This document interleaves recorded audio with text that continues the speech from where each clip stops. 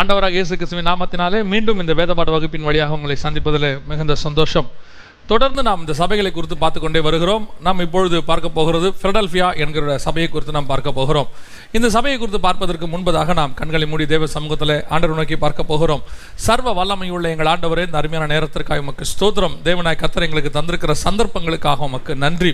இப்பொழுதும் ஆண்டவரே, வேத வாக்கியங்களை அறிந்து கொள்ளும்படி எங்கள் இருதயங்களையும் கண்களையும் நீர் திறக்கும்படி நாங்கள் செபிக்கிறோம். ஆண்டவரே, நாங்கள் என்ன கற்றுக்கொள்ள வேண்டுமோ அதை நீர் எங்களுக்கு சொல்லித்தரும்படி நாங்கள் செபிக்கிறோம். உடைய வேதத்தினுடைய மகத்துவங்களை காணும்படி எங்கள் கண்களை திறந்து கொள்ளுங்கப்பா.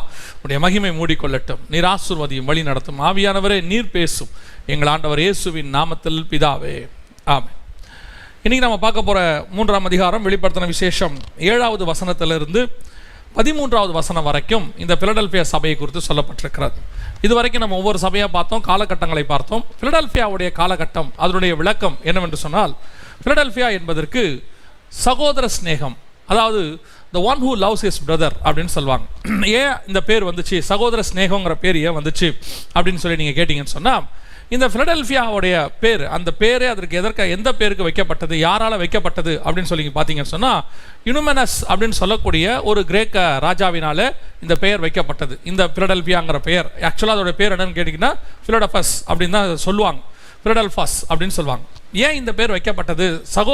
தன்னுடைய சகோதரனுடைய நினைவாக அவருக்கு பின்னாடி அரசாட்சிக்கு வந்த அட்டாலஸ் II அப்படின்னு சொல்லக்கூடிய ஒரு கிரேக்க ராஜா. அவர் யாருன்னா இந்த யுனுமெனஸனுடைய தம்பி. அவர் மேலே உள்ள பாசம், அவர் ரொம்ப தன்னுடைய தம்பியை நேசித்தார், அவர் அண்ணனை ரொம்ப அதிகமாக நேசித்தார். இந்த 2 பேருடைய நேசத்தினுடைய விளைவாக அடுத்து பிடிச்ச இந்த இவங்க 2 பேரும் பெர்கமு பட்டணத்தை சார்ந்தவங்க.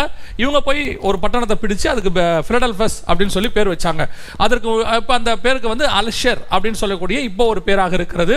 அந்த காலத்தில் அதுக்கு பேர் பிலடெல்பியா அப்படின்னு பேர். இதெல்லாம் நடந்தது வந்து எப்பன்னு பார்த்தீங்கன்னா, கிமு இயேசு கிறிஸ்துவுக்கு முன்னாடி 150களில் 180களில் இந்த இடைப்பட்ட காலங்களில் நடைபெற்றதான ஒரு சம்பவம். சரி, இந்த பேரை ஏன் இந்த சபைக்கு இந்த பேரை இதை நமக்கு ஆண்டவர் வேதத்தில் இவ்வளோ முக்கியத்துவமாக கொடுத்துருக்கிறாரு?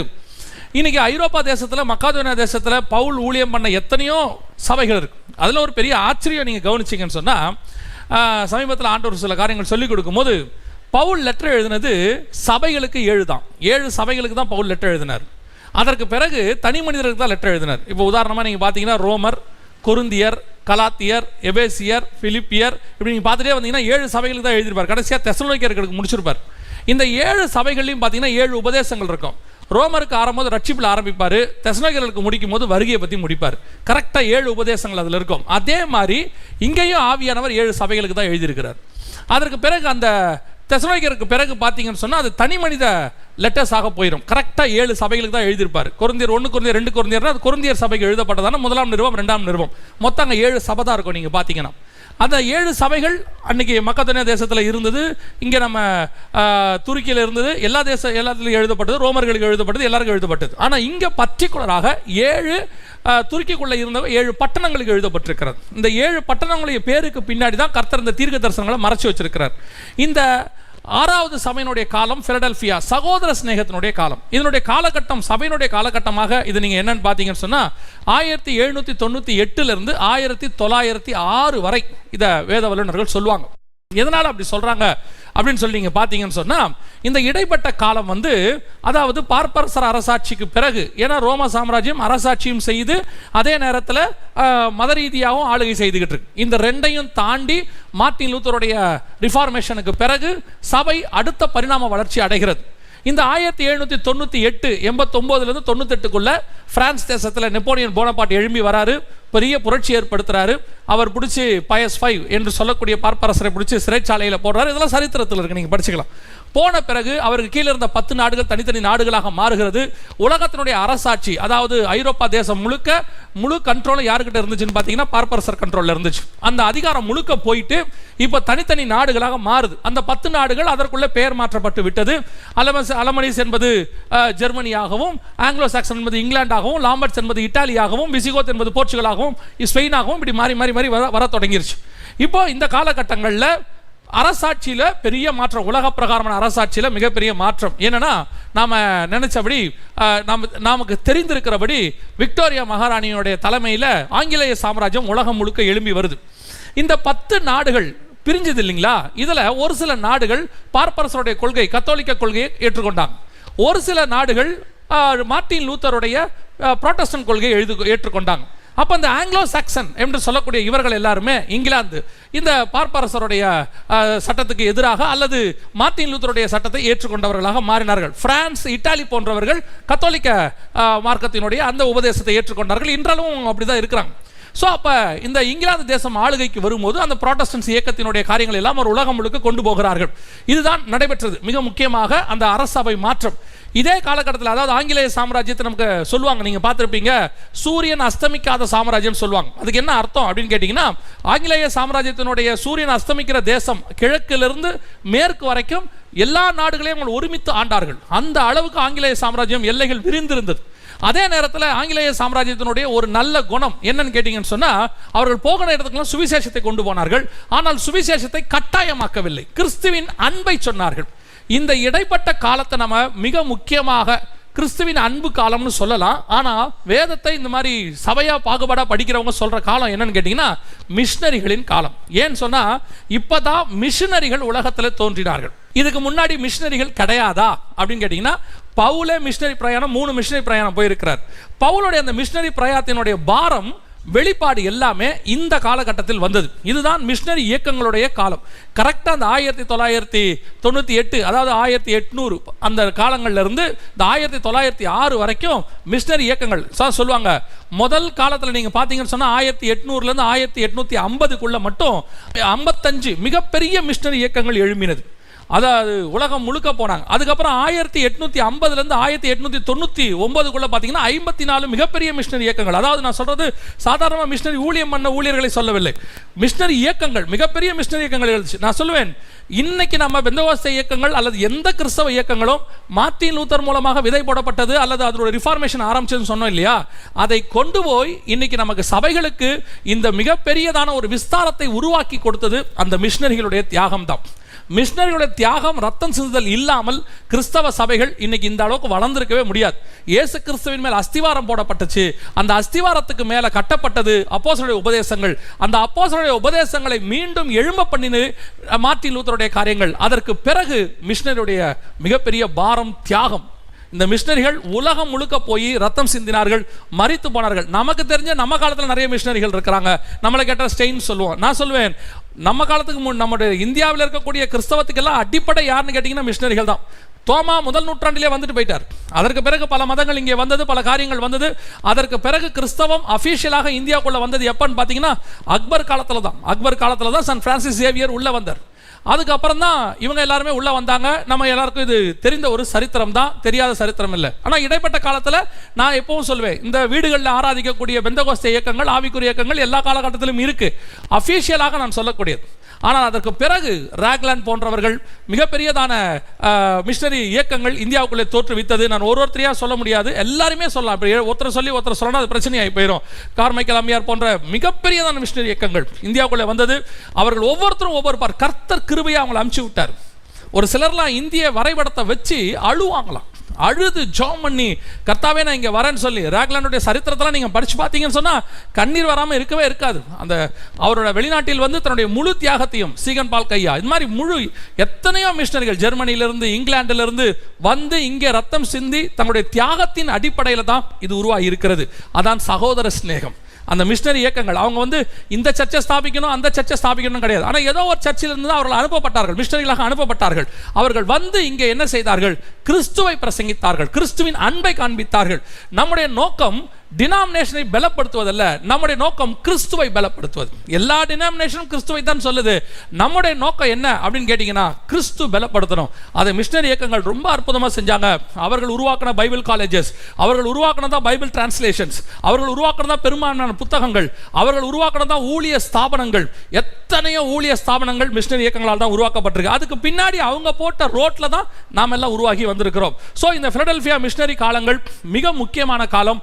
உலகம் அனைத்தும், நான் சொல்றது இந்தியா மட்டும் இல்ல, உலகம் அனைத்தும். நமக்கு தெரிஞ்சது இந்திய மிஷனரி இயக்கங்கள், அதனால் ஏற்பட்டதோடைய மாற்றங்கள், டிரான்ஸ்ஃபர்மேஷன்ஸ், ரிஃபார்மேஷன்ஸ் எல்லாமே அவங்க செஞ்சாங்க. இன்னைய வரைக்கும் இந்தியாவில் மிஷனரி இயக்கங்கள் பயங்கர ஸ்ட்ராங், இந்தியன் மிஷனரிஸ். ஆனால் ஒரு சந்தோஷம் என்ன அப்படின்னு கேட்டீங்கன்னு சொன்னா, அந்த மிஷனரிகள் செய்த மிக அற்புதமான ஒரு காரியம், அவர்கள் வந்து இங்கேயே அந்த மிஷனரிகளை உருவாக்கினார்கள்.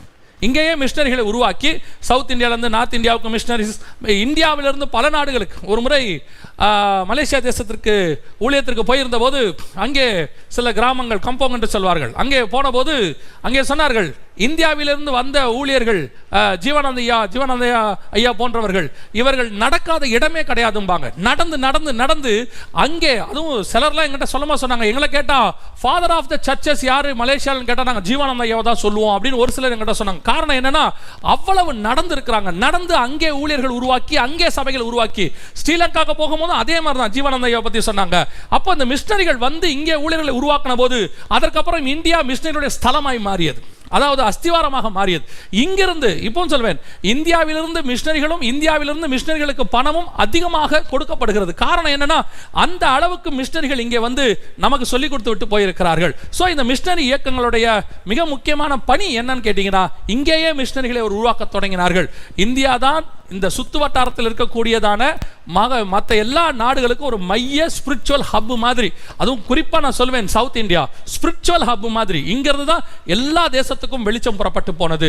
அந்த தோமா வந்து இறங்கினதும் நீங்கள் பார்த்தீங்கன்னா சவுத் இந்தியாவில் தான், சீகன் பால்க்கு வந்ததும் சவுத் இந்தியாவுக்கு தான், ராக்னண்ட் ஐயா வந்ததும் சவுத் இந்தியாவுக்கு தான். இங்கிருந்து தான். அது ஏதோ கர்த்தருடைய திட்டம் இந்த சவுத் இந்தியா மேலே இருக்கிறது. அது கர்த்தருடைய பெரிய கிருபை இருக்கட்டும். அப்போ இப்போ நாம என்ன பார்க்க போறோம், இந்த பிலடெல்பியா சபையினுடைய காலம் மிஷினரி இயக்கங்களை அல்லது மிஷினரி ஊழியங்களை முன்னறிவித்ததான ஒரு காலம். இந்த காலகட்டத்தில் தான் இப்படிப்பட்ட காரியங்கள் நடந்தது. இந்த பிலடெல்பியா சபைக்கு கர்த்தர் கொடுக்கிற ஒரு பெரிய ஆசீர்வாதம் என்ன அப்படின்னு கேட்டீங்கன்னா, ஒருவரும் திறக்கக்கூடாதபடிக்கு பூட்டுகிறவரும் ஒருவரும் பூட்டக்கூடாதபடிக்கு திறக்கிறவரும் சொல்லுகிறதாவது. சபைக்கு கர்த்தர் கொடுக்கிற மிகப்பெரிய ஆசீர்வாதத்தில் ஒன்று என்னன்னு கேட்டீங்கன்னு சொன்னா, நம்ம அது வந்து ஒரு விசுவாச அறிக்கைன்னு சொல்லலாம் அல்லது விசுவாச பிரமாணம் சொல்லலாம். என்ன தெரியுமா, சபையை பாதாளத்தின் வாசல்கள் மேற்கொள்ளாதுன்னு கர்த்தர் சொல்றாரு. அப்ப சபை வந்து கர்த்தருடைய கண்ட்ரோலுக்கு கீழே தான் இருக்கு. அவர் தான் அதை திறக்கிறாரு, அவர் தான் அதை பூட்டுறாரு. முழு கண்ட்ரோலும் அவர் கையில தான் இருக்கு. இது நமக்கு தெரியணும். திறக்கக்கூடாதபடி பூட்டுகிறவரும் பூட்டக்கூடாதபடிக்கு திறக்கிறவரும். நீங்க நல்லா கவனிச்சு பாருங்க, கர்த்தர் ஒரு காரியத்தை பூட்டினார்னா அதை யாருமே திறக்க முடியாது. கர்த்தர் ஒன்று பூட்டினார்னா அதை யாரும் திறக்கவே முடியாது. கர்த்தர் ஒருத்தர் திறந்துட்டார்னா அதை யாரும் பூட்டவே முடியாது. கர்த்தர் திறந்த வாசலை வைத்த சபைக்கோ ஊழியங்களுக்கோ ஊழியக்காரனையோ வேற யாராலையும் தடுக்கவே முடியாது. அதே நேரத்தில் கர்த்தர் கையில் எடுக்கலன்னு வச்சுக்கோங்க, அவ்வளோதான். நீங்கள் எனக்கு ஆண்டவர் ஒரு காரியம் சொல்லி கொடுத்தாரு. தமஸ்குக்கு போகிற வழியில் தடுக்கி விழுறாரு பவுல் குதிரையிலேருந்து. அவர் அதுக்கப்புறம் புத்தகங்கள் எழுதுற லெட்டர் எழுதுறாரு.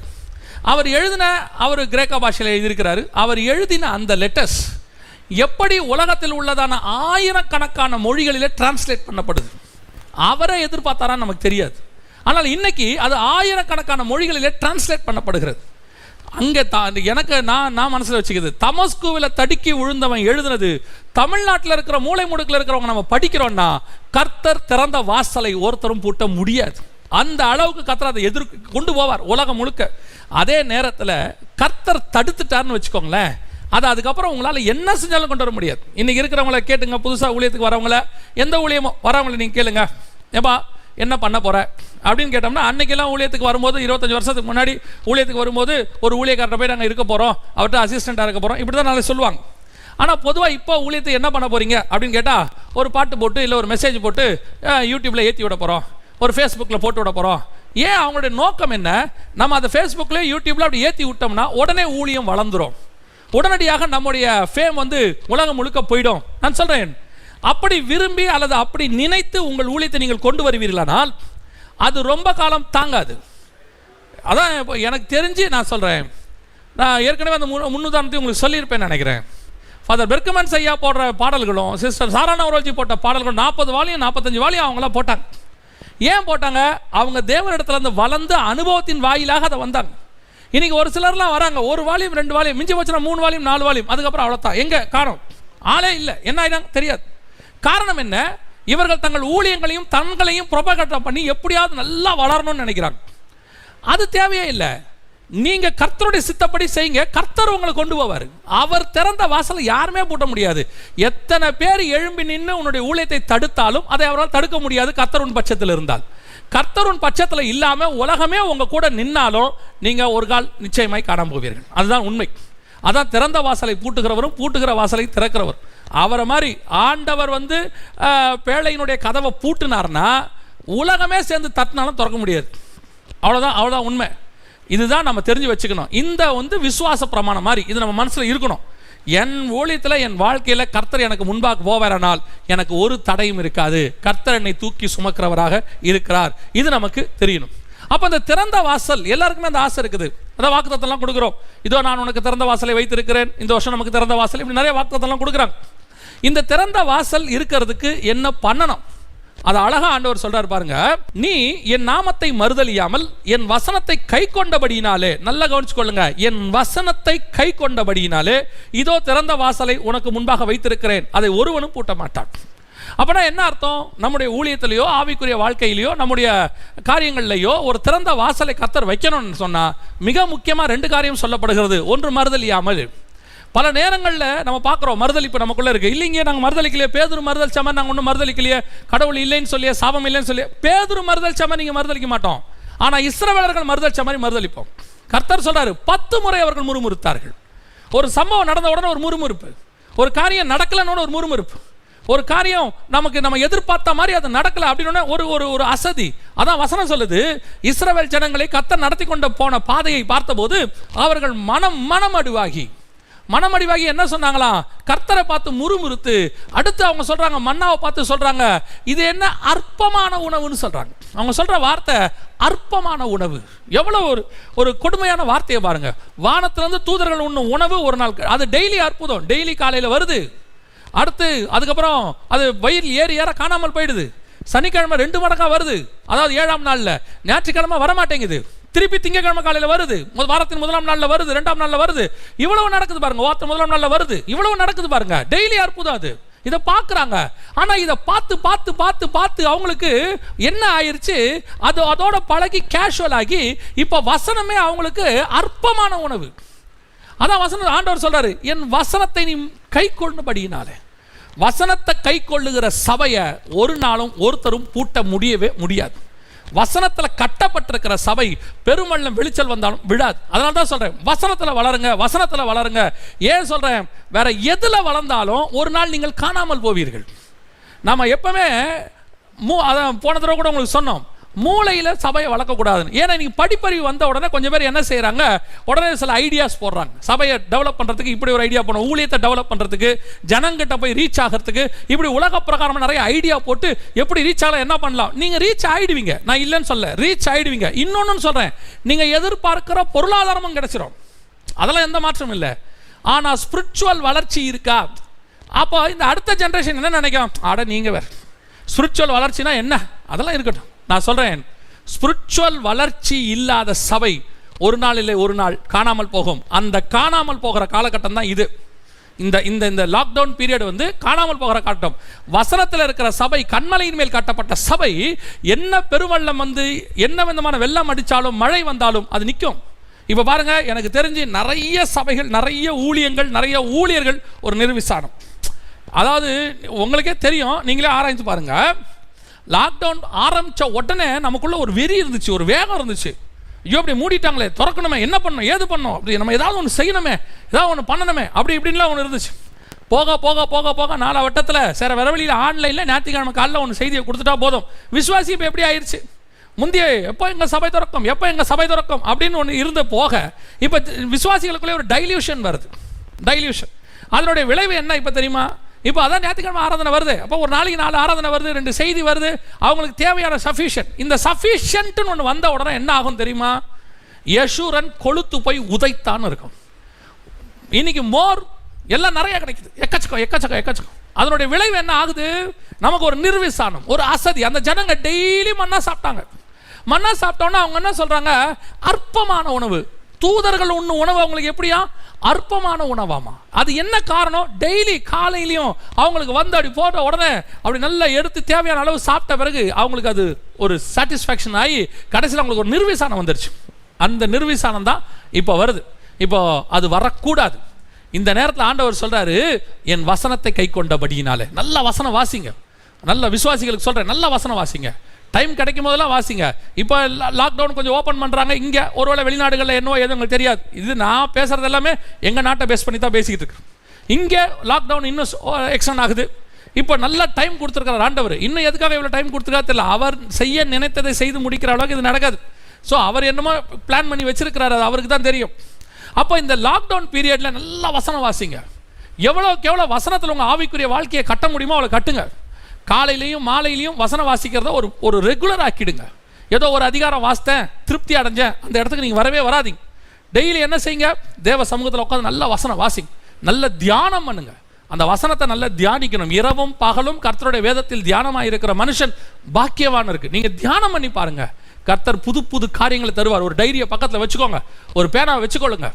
எப்பயாவது கர்த்தர் வெளிப்பாடுகளை கொடுக்கும்போது அதை எழுதுங்க. ஒரு நாள் இல்லை ஒரு நாள் கர்த்தர் இந்த ஊற்றுக்கு நடுவில் உங்களை கொண்டு போவார். அநேக காரியங்களை கர்த்தர் உங்களுக்கு சொல்லிக் கொடுப்பார். ஸோ வசனத்தின் மேல் கட்டப்பட்ட விசுவாச வாழ்க்கையும் சரி, வசனத்தின் மேல் கட்டப்பட்ட சபையும், வசனத்தின் மேல் கட்டப்பட்ட ஊழியங்களும் ஒரு நாளும் பிசாசினால் மேற்கொள்ள முடியாது. கர்த்தர் திறந்த வாசலை வைத்திருக்கிறார். விசுவாசத்தை துவக்கினவர் முடிக்கவும் வல்லமை உள்ளவராக இருக்கிறார். இப்போ இப்படி இருக்கிற இந்த சபைக்கு கர்த்தர் கொடுக்குற ஒரு பெரிய ஆசீர்வாதம் நம்ம என்ன பார்த்தோம்?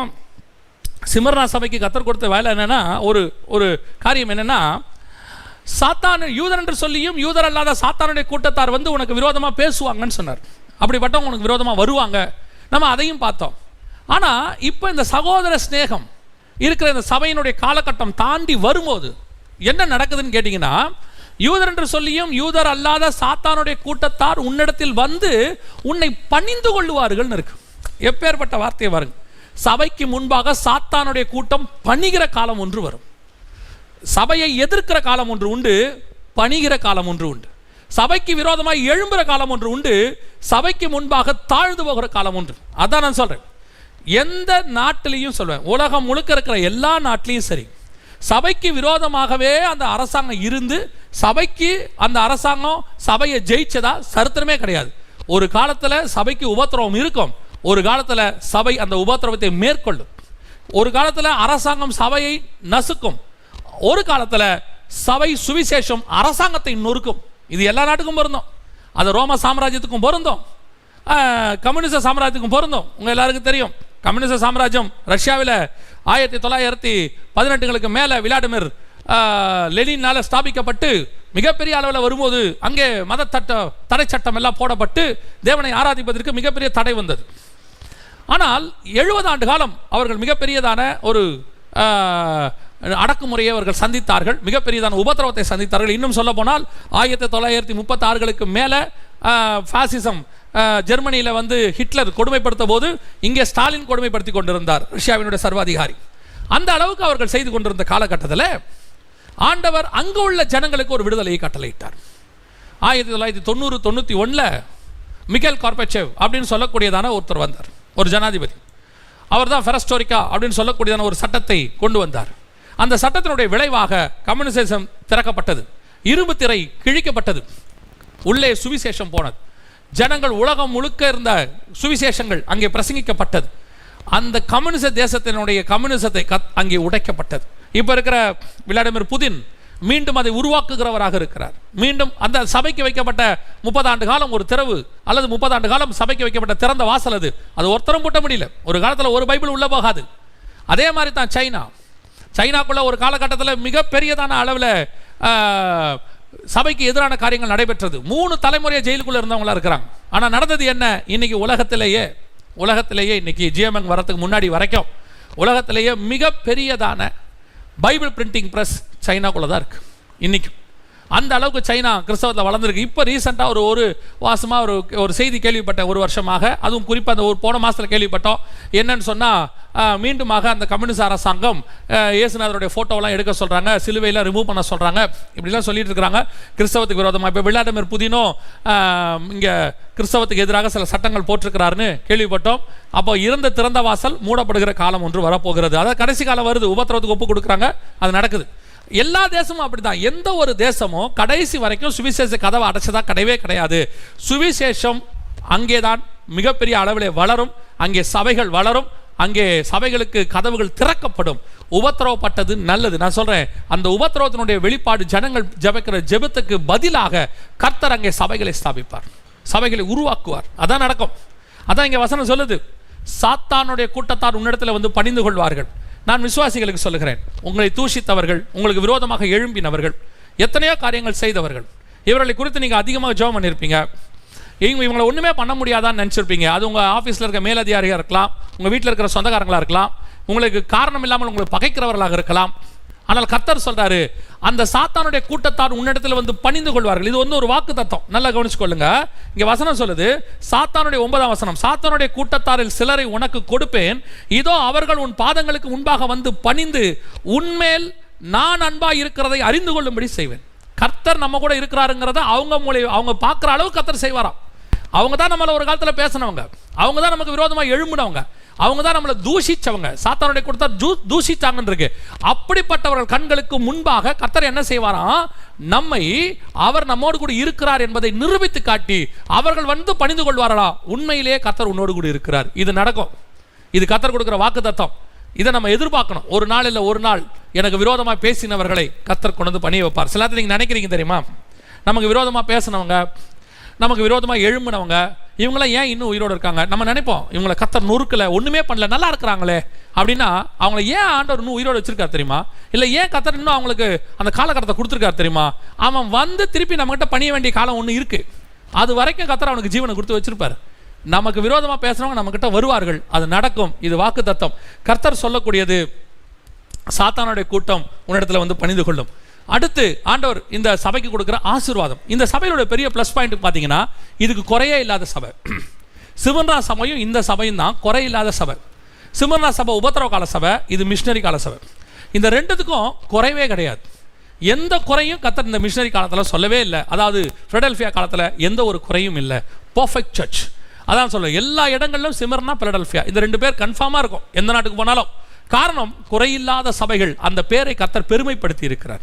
இப்போ இவங்களுக்கு கர்த்தர் கொடுக்குற ஆசீர்வாதத்தில் ஒன்று என்னன்னு கேட்டிங்கன்னா, பூமியில் குடியிருக்கிறவரிடத்தில் வரப்போகிற சோதிக்கும்படியான பூச்சக்கரத்தின் மேலெங்கும் வரப்போகிற சோதனை காலத்திற்கு தப்பும்படி நானும் உன்னை காப்பேன். அப்போ இவ்வளோ தூரம் நீங்கள் பொறுமையாக இருந்து, அங்கே வசனம் சொல்லுது, உன் பொறுமையை குறித்து சொல்லிய வசனத்தை நீ காத்து கொண்டபடி. 2 இடத்துல சொல்கிறாரு, வசனத்தை நீ காத்து கொண்டபடினால், வசனத்தை நீ காத்து கொண்டபடினால். நான் திருப்பியும் சொல்கிறேன், வசனத்தை காத்துக்கொள்ளுங்க.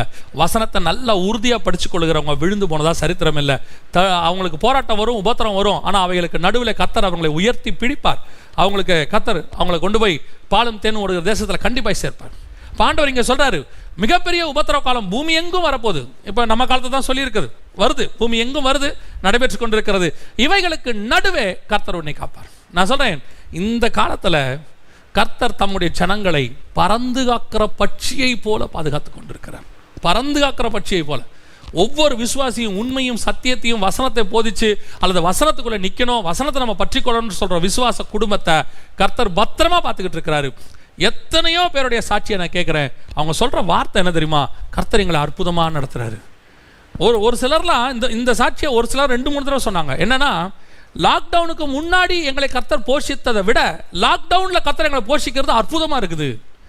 அப்பைய விட இப்போ கர்த்தர் எங்களை பாதுகாக்கிறது ரொம்ப அற்புதமாக இருக்குது, மிராக்கலாக இருக்குது. கர்த்தர் எங்களோடு கூட இருக்கிறாருங்கிறத நாங்கள் உணர்றோம்னு சொல்கிறாங்க. உண்மை, 100% உண்மை. கர்த்தர் இந்த காலத்தில் பூச்சக்கரத்தின் மேல் வரக்கூடிய இந்த உபத்திரவத்துக்கு நடுவில் நம்மோடு கூட இருக்கிறார் அப்படிங்கிறத நிரூபிப்பார். எப்படி நிரூபிப்பார் தெரியுமா? இன்னும் காலம் வருது. இன்னும் காலம் எப்படி வரும் தெரியுமா? கர்த்தர் கூட இருக்கிறவனுக்கு கர்த்தர் கூட இல்லாதவனுக்கும் டிஃபரன்ஸை உண்டாக்குவார். இப்போ உலகத்துக்கும் நமக்கும் டிஃபரன்ஸ். அடுத்து என்ன இருக்கு தெரியுமா? நம்ம இல்லையே, கர்த்தர் கூட யார் இருக்கிறாங்க, கர்த்தர் கூட யார் இல்லை, வசனத்தில் யார் இருக்காங்க, வசனத்தில் யார் இல்லைங்கிற டிஃபரன்ஸை கர்த்தர் உண்டாக்குவார். மற்ற காரியங்களை நம்பினவங்களாம் காணாமல் போயிடுவாங்க, வசனத்தை நம்பினவர்கள் கடைசி வரைக்கும் நிற்பார்கள். அதான் சொல்றாரு, பூச்சக்கரத்தின் மேல் வருகிறக்கூடியதான எல்லா உபத்திரவத்துக்கு நடுவிலையும் உன்னை நான் பத்திரமாய் பாதுகாப்பேன். கர்த்தர் நம்மை பத்திரமாய் பாதுகாக்கிற காலம் ஒன்று வந்து கொண்டிருக்கிறது. இவைகளுக்கு நடுவில் இந்த சபையை பார்த்து கர்த்தர் சொல்ற இன்னொரு மிக முக்கியமான விஷயம் என்ன தெரியுமா? இதோ சீக்கிரமாய் வருகிறேன், ஒருவரும் உன் கிரீடத்தை எடுத்துக்கொள்ளாதபடி உனக்குள்ளதை பற்றி கொண்டிரு அப்படின்னு சொல்றாரு.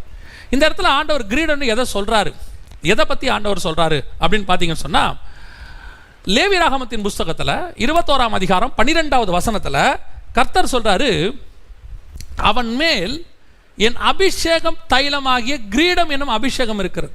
அவன் தலைமையில் என்ன இருக்குதா? அபிஷேகம் என்னும் கிரீடம் இருக்குது. கர்த்தர் நம்மளை இப்போ அபிஷேகிச்சிருக்கிறார். ஒவ்வொருத்தருக்குள்ளையும் பரிசுத்த ஆவியானவர் இருக்கிறார். அதை தான் இங்கே சொல்றாரு, நான் ஒருவனும் உனக்குள்ள கிரீடத்தை எடுத்துக்கொள்ளாதபடி உனக்குள்ளதை பற்றி கொண்டிரு. அது என்ன அர்த்தம் அப்படின்னு கேட்டீங்கன்னு சொன்னா, பரிசுத்த ஆவியினுடைய அபிஷேகம் நமக்குள்ள வந்து நமக்குள்ள ஒரு ஆளுகை வந்திருக்கிறது. இதுதான் அபிஷேகம் என்னும் கிரீடம். இந்த கிரீடத்தை அவர் வர்ற வரைக்கும் பத்திரமா வச்சிருக்கணும். இந்த கிரீடத்தை பத்திரமா வச்சிருந்தா அவர் வரும்போது ஜீவ கிரீடத்தை தருவார். இந்த அபிஷேகம் எப்படி போகும்? நம்ம ஏற்கனவே நல்லா நிறைய வசனங்கள் பார்த்துருக்கிறோம். எபேசியர் 4:30, மீட்கப்படும் நாளுக்கென்று முத்திரையான பரிசுத்த ஆவியை துக்கப்படுத்தாதீர்கள். இந்த பரிசுத்த ஆவியை துக்கப்படுத்தி அந்த கிரீடம் நம்ம தலைவிட்டு அந்த அபிஷேகம் போயிடுச்சுன்னு வச்சுங்க, அதுக்கப்புறம் அவர் வரும்போது கொடுக்குற கிரீடம் நமக்கு கிடைக்காது. ஸோ கர்த்தர் பரிசுத்த ஆவியானவர் நமக்குள்ள ஒரு அபிஷேகத்தை கொடுத்துருக்காரு. அதான் நான் சொல்வேன், இந்த அபிஷேகத்துக்கு முதல்ல நாம மரியாதை கொடுக்கணும். அதுக்கப்புறம் தான் நம்மளை சுற்றி இருக்கிறவங்க அதுக்கு மரியாதை கொடுப்பாங்க. ஒரு ஊழியனாகவோ ஒரு விசுவாசியாகவோ கர்த்தர் உங்களை ராஜாக்களும் ஆசாரியனுமாய் அபிஷேகித்திருக்கிறார். அந்த அபிஷேகத்துக்கான கனத்தை முதல்ல நீங்கள் கொடுக்கணும். நம்மளே என்ன பண்ணுவோம் தெரியுமா? அதை கனவீனப்படுத்துவோம். எப்படி கனவீனப்படுத்துவோம்? ஒரு சம்பவத்தை சொன்னால் உங்களுக்கு கொஞ்சம் பிரயோஜனமாக இருக்கும். அது என் வாழ்க்கையில் நடந்த சம்பவம் தான். நான் எப்படி அதை கனவீனப்படுத்தினேங்கிறதுக்கு நான் உங்களுக்கு சொல்கிறேன். ஒரு ஊழியத்திற்கு ஒரு முறை ஒரு இடத்துக்கு போயிருந்தபோது அங்கே உள்ள சில விசுவாசிகள்லாம் சேர்ந்து விளையாட போகலாம், கிரிக்கெட் விளையாட போகலாம் வாங்க. நான் ஒரு காலத்தில் கிரிக்கெட் விளையாடின இன்ட்ரெஸ்ட்டில் நானும் அவங்க கூட சேர்ந்து கிரிக்கெட் விளையாடலான்னு ஒரு ஆசையோடு கிளம்பும் போது ஆவியானவர் சொன்னார், போகாத, நீ என் சமூகத்தில் உட்காந்துரு அப்படின்னு சொன்னார். எனக்கு இந்த கிரிக்கெட் மேலே உள்ள ஆசையில் நான் என்ன பண்ணிட்டேன், அவங்க கூட கிளம்பி போயிட்டேன். போன உடனே ஃபஸ்ட்டு 2 ஓவர் விளையாடும் போது பயங்கர மரியாதையாக நடத்துனாங்க. ஃபஸ்டர் இங்கே நின்றுக்கோங்க, ஃபஸ்டர் அங்கே நின்றுக்கோங்க இப்படி சொன்னாங்க. அடுத்து அவங்க அடித்த ஒரு பாலை நான் விட்டுட்டேன். உடனே அங்கே நின்று ஒருத்தர் சொன்னார், என்ன பாஸ்டர் இது கூட உங்களுக்கு பிடிக்க தரல உங்களுக்கு அப்படின்னாரு.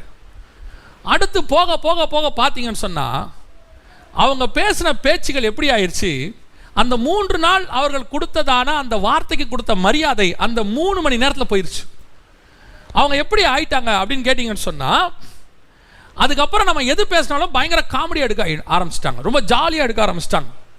இப்போ ஆவியானவர் சொன்னார், நாளைக்கு காலையில் எப்படி நீ ஸ்டேஜ்லேருந்து பேசுவேன், நீ உட்காந்து இங்கேருந்து பேசும்போது கீழே இருக்கும்போது அவன் சொல்லுவான், அவருக்கு கிரிக்கெட்டே விளையாட தெரியாது, ஒரு பால் கூட பிடிக்குது, நேற்று அவர் என்ன வேலை பண்ணார் தெரியுமாமா, உன் வார்த்தையை நீயே கனவீனப்படுத்தி விட்டாய். நீ எங்கே இருக்கணும், எப்படி இருக்கணும், எந்த இடத்துல பேசணும், எப்படி பேசணும், எல்லாவற்றிலும் கவனமாக இருக்கணும். காரணம், நம்ம மேல் இருக்கிற அபிஷேகம் சாதாரண அபிஷேகம் கிடையாது, சாதாரண அபிஷேகம் கிடையாது. அது பரலோகத்தினால் ஆர்டன் பண்ணப்பட்டது.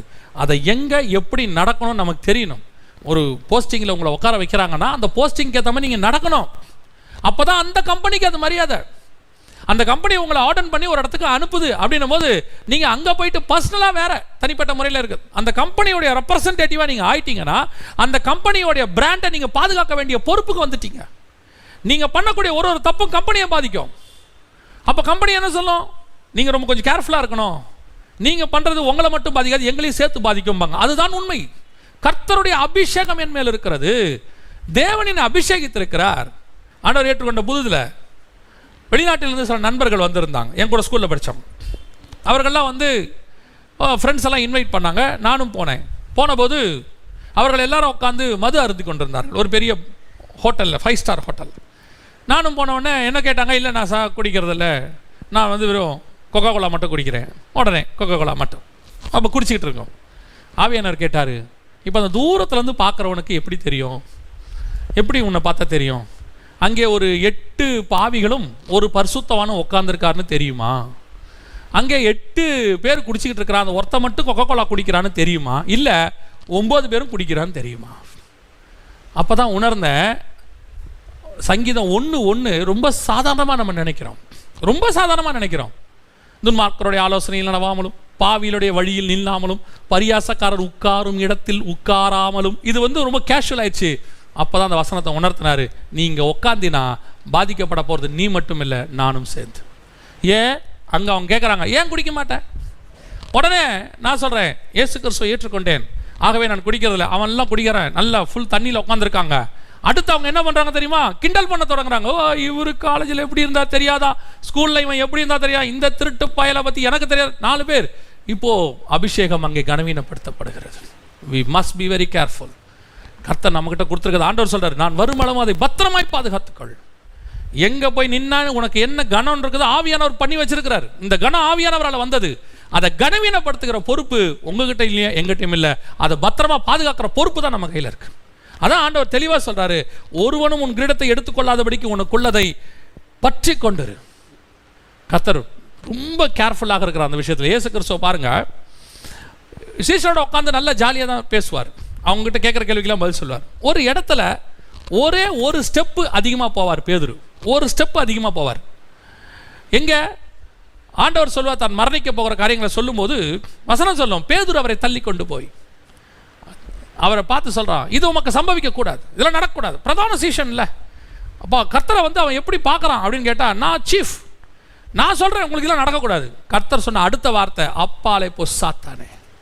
காரணம் என்ன தெரியுமா? பரலோகத்தினுடைய திட்டம், பரலோகம் என்ன அபிஷேகம் பண்ணிருக்கு, பரலோகம் எனக்கு ஒரு வேலையை கொடுத்துருக்கு, அதை தடுக்கிற உரிமை யாருக்கும் கிடையாது. இந்த இடத்துல நான் எதுக்கு சொல்றேன், அதுக்கு முன்னாடி தான் இயேசு பேதுருவை பார்த்து சொல்வாரு, ரத்தமும் மாம்சம் உனக்கு வெளிப்படுத்தவில்லை, பரலோகம் இதை உனக்கு வெளிப்படுத்தினது.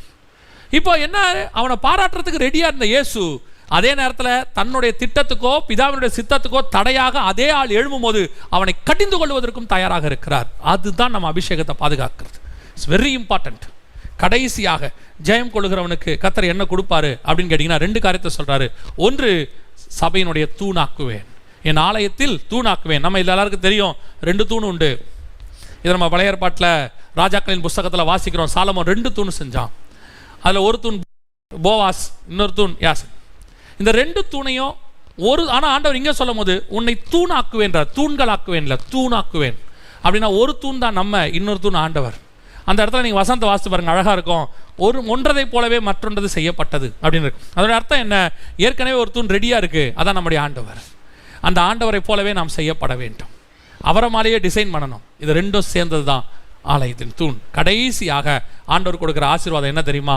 3 நாமத்தை நம்ம மேலே எழுதுவேன்னு கர்த்தர் சொல்றார். ஃபர்ஸ்ட், பிதாவின் நாமத்தை, என் தேவனுடைய நாமத்தையும், என் தேவனுடைய நகரமாகிய புதிய எருசலேமுடைய நாமத்தையும், என்னுடைய புதிய நாமத்தையும், என் புதிய நாமத்தையும் அவன் மேல் எழுதுவேன். இயேசு சொல்ற வார்த்தை, என் புதிய நாமத்தையும். அப்ப இயேசுவுக்கு இன்னொரு நாமம் வரப்போகுது, 1000 வருஷ அரசாட்சியிலையோ அது நித்தியத்திலேயோ ஒரு நாமம் வரப்போகுது. என் புதிய நாமத்தையும் அவன் மேல் எழுதுவேன். என்ன நாமம்? நீங்க வெளிப்படுத்தின விசேஷம் 19ஆம் அதிகாரம் 13ஆம் வசனத்தை நீங்க வாசித்து பாருங்க. அங்கே அவருடைய நாமம் தேவனுடைய வார்த்தை என்பதே அப்படின்னு இருக்கும். அதுவா நமக்கு தெரியாது, புதிய நாமம்னு இருக்கு. ஒருவேளை இனிமேல் ஒரு புதிய நாமம் கூட வரலாம். 3 விதமான நாமத்தை கர்த்தர் நம்ம மேல் எழுத போறார். நம்ம மேல எழுதிட்டாருன்னா என்ன ஆகும்? அந்த பேர் நம்ம ஒரு நாமத்தை நம்ம மேலே எழுதுறாரு. எழுதியாச்சுன்னா என்ன ஆகும் யோசிச்சு பாருங்க. பிதாவின் நாமம் நெத்தியில் எழுதப்பட்டிருந்தா யாராவது என்ன தொடுவாங்களா? ஏன்னா காயின் மேலே ஒரு அடையாளம் போட்டார் அப்படின்ட்டு யாரும் அவனை கொல்லாதபடிக்கு. இங்கே கொல்ற வேலைலாம் கிடையாது. இப்போ நம்ம யாரு? பிதாவின் நாமம் ஒரு பக்கம், இயேசுவின் நாமம் ஒரு பக்கம், அவருடைய சபை மனவாட்டி சபையாகிய புதிய எருசலேம் நகரம் அதோடைய நாமம் ஒரு பக்கம். இதெல்லாம் நம்ம மேலே எழுதப்பட்டு முழுவதமாக ஆத்தரைஸ்ட். இது நாமெல்லாம் நம்ம மேலே இருக்குது. கர்த்தர் நம்மை கரத்தில் எடுக்க போகிறார். இதெல்லாம் யாருக்கு? ஜெயம் கொள்ளுகிறவனுக்கு. அப்போ பிலடெல்பியாவினுடைய காலம் என்பது கிறிஸ்துவின் அன்பை உலகம் முழுக்க கொண்டு போன மிஷினரிகளுடைய காலம். இந்த மிஷினருடைய அன்பையும் தியாகத்தையும் மறக்கக்கூடாது. நான் இந்த நேரத்தில் ஒன்றே ஞாபகத்துக்கு வருது, நான் அதை மட்டும் சொல்கிறேன். நான் ஒரு சில மிஷினரிகளோடு கூட பழகி இருக்கிறேன். அந்த மிஷினரிகளுடைய மிகப்பெரிய தியாகத்தை நான் கூட இருந்து பார்த்துருக்கிறேன். அவர்கள் படுற பாடுகள், அவர்கள் செய்கிற ஊழியங்களில் 10ல் 1% கூட என்னாலலாம் செய்ய முடியாதுங்கிறத நான் அவங்க கூட இருக்கும்போது பார்த்துருக்குறேன். அவங்க காட்டுக்கு நடுவில் போய் அவங்க ஒரு முறை ஒரு மிஷினரியை நான் பார்த்தேன். அவர் சாப்பிட்டு கொண்டிருக்கும் போது அந்த சாப்பாட்டில் ஒரு பெரிய பூச்சி வந்து விழுந்தது. ஆனால் அது இரவு அவங்க ஒரு சின்ன குடிசையில் தான் இருக்காங்க, நாங்கள் அவங்க கூட தான் தங்கி இருக்கிறோம். அப்போ ஒரு பூச்சி விழுந்துச்சு. அவர் அதை கேர் பண்ணவே இல்லை. அந்த பூச்சி எடுத்து ஓரமாக வச்சு அவர் சாப்பிட்டுக்கிட்டே இருந்தார். நம்மளா இருந்தால் பூச்சி விழுந்த சாப்பாடை எப்படி என்ன ஏது? அப்போ அவரை கேட்டேன், பூச்சி விழுந்துச்சு அப்படின்னு. அது டெய்லி விழும் பாஸ்டர், அதை எடுத்து ஓரம் வச்சு சாப்பிட வேண்டியதா? இதெல்லாம் இங்கே பார்க்க முடியாது பாஸ்டர். தியாகம் தியாகம் தியாகம். ஆனால் அப்படிப்பட்ட தியாகத்தோடு ஊழியம் பண்ணுகிறவர்களிடத்தில் ஒரே ஒரு சின்ன குறைவு இருக்கிறது. அது நிவர்த்தி பண்ணணும். அது நல்லது. அது என் மனசில் பட்டது. என்ன எல்லாருக்கிட்டையும் இல்லை, ஒரு சிலர்கிட்ட நான் கண்டேன். என்னன்னு கேட்டால், அந்த மிஸ்டரி ஊழியம் பண்ணும் போது அவங்களுக்குள்ளே ஒரு காரியம் வருகிறது. என்ன வருதுன்னா, நாம தான் தி பெஸ்ட், மற்ற ஊழியங்கள்லாம் ஒரு குறைவான ஸ்தானம். அப்படி எதுவுமே இல்லை. எல்லா ஊழியமும் கிறிஸ்துவின் சரீரம் தான். சரீரத்தில் ஒவ்வொருத்தருக்கும் ஒவ்வொன்று கனம், ஒவ்வொன்றுத்துக்கும் ஒரு பார்ட், ஒவ்வொரு பாத்திரம். வீட்டில் ஒரு பாத்திரம் மாதிரி நம்ம இதில் யாரையுமே என்ன செய்ய வேண்டியதில்லை, கனவீனப்படுத்த வேண்டியதில்லை. ஏன்னா நான் அப்படி ஒருத்தரோட பழகினதுனால நான் உங்களுக்கு சொல்கிறேன். எல்லாரும் அப்படி இல்லை, திருப்பியும் சொல்கிறேன், எல்லாரும் அப்படி இல்லை. ஒரு சிலர் இதை அவங்களாம் மிஸ்டரி ஊழியம் பார்க்கும்போது ஒரு தம்பி, அவனுக்கு அப்போ ஒரு 18 வயசு தான் இருக்கும். அவன் மிஸ்டரி ஊழியத்தில் போயிட்டு ஒரு 2-3 வருஷம், அவனுக்கு ஒரு 18-20 வயசு தான் இருக்கும். ஒரு 2 வருஷமாக தான் அதில் இருந்தான், 1.5 வருஷமாக தான். அவன் போயிட்டு வந்தோடனே பேசும்போது என்ன சொன்னான், அந்த மாதிரியெல்லாம் இங்கே இருக்கவங்களாம் நீங்களாம் அப்படி இப்படின்ட்டு ஒரு மாதிரி கேவலமாக பேச தொடங்கிட்டான். அப்புறம் தான் யோசித்தேன், ஏன் இந்த எண்ணம் வருது? எப்போ என் ஊழியம் பெருசுன்னு தோணுதோ அப்போ தான் அடுத்த ஊழியம் கம்மின்னு எனக்கு தோணுது. இதில் யார் ஊழியமும் பெருசு இல்லை, யார் ஊழியமும் குறைவானதல்ல.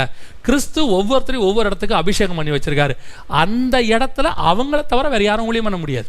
அதுதான் உண்மை. சிட்டிலையுமே சொல்கிறேன், சிட்டிலையுமே ஊழியம் பண்ணக்கூடிய சில ஊழியர்கள் பண்ணுற இடத்த நம்மளால் ரீப்ளேஸ் பண்ண முடியாது. அதுக்கு தான் கர்த்தர் அவங்கள ஆர்டின் பண்ணியிருக்காரு. பரலோகத்துக்கு தெரியும் யாரை எங்கே எப்படி ஆர்டின் பண்ணால் அவங்களால ஊழியம் பண்ண முடியும்னு பரலோகத்துக்கு தெரியும். அப்படி இருக்கும்போது நம்ம எந்த ஊழியத்தையும் கனவீனதாகவோ எந்த ஊழியத்தையும் கனமுள்ளதாகவோ அப்படி நம்ம செய்யக்கூடாது. அது செய்யறது நல்லதும் அல்ல. அது நான் பார்த்ததை அதை நான் பதிவு செய்கிறேன், அவ்வளோதான். நாம் ஜெபிக்க போகிறோம். பிலடெல்பியா சபை கிறிஸ்துவின் அன்பு, சகோதர ஸ்நேகம், உலகம் முழுக்க மிஷனரிகள் போன காலம். அதே நேரத்தில் உலகம் முழுக்க அவர்கள் பொறுமையை காத்து கொண்டார்கள். வரப்போகிற அழிவுக்கு அவர்கள் பாதுகாக்கப்பட போகிறார்கள். அவர்களுக்குள்ள ஒரு அபிஷேக தைலம் இருக்கிறது, அதை வருமளவும் பற்றி கொள்ள வேண்டும். கிறிஸ்து வரும்போது அவர்களை ஆசீர்வதிக்க போகிறார். நாம் ஜெபம் பண்ண போகிறோம். சர்வ வல்லமையுள்ள எங்கள் தகப்பனே, இந்த அருமையான நேரத்திற்காக உமக்கு ஸ்தோத்திரம். தேவனாகிய கர்த்தர் எங்களுக்குள்ள கிறிஸ்துவின் அன்பை ஊற்றி இருக்கிறீங்கப்பா. எல்லாம் ஒளிந்து போகும், அன்பு தான் நிற்கும் கடைசியில். ஊழியத்தினுடைய அடிப்படை அன்பு, சோல் வின்னிங், ஆத்மபாரம். அந்த அன்பின் அடிப்படை இல்லாமல் எந்த ஊழியத்தையும் எங்களால் செய்ய முடியாதுப்பா.